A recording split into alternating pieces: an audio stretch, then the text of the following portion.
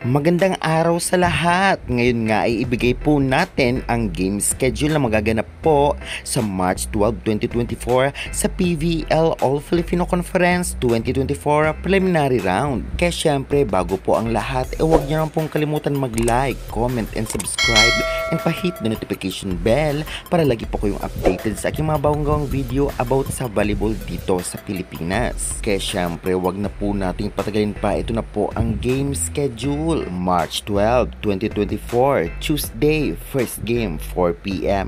Creamline Cool Smashers versus Strong Group Athletics. At ang second game naman po ay magaganap 6 p.m. Ito ay ang Galleries Tower High Risers versus NX-led Chameleon. Venue po nito ay sa Pearl Sports Arena.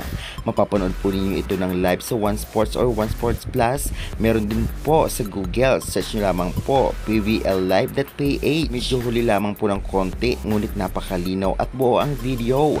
Meron din po sa Signal. Mag-download lamang po kayo ng application ng Signal at syempre mag-register, kaya good luck na lamang sa both teams.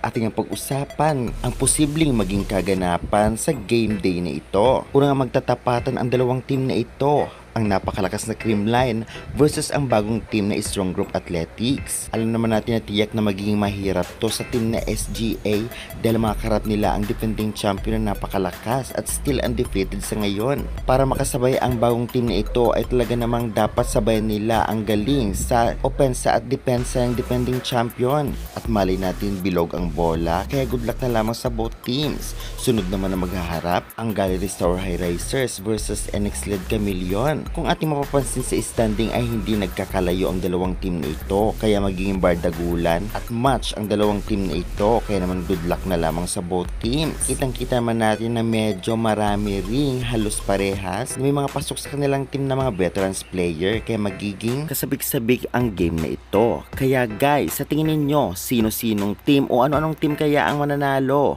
Kung baga ay i-comment nyo na yan at huwag kalimutan mag-like and subscribe for more updates. Thank you.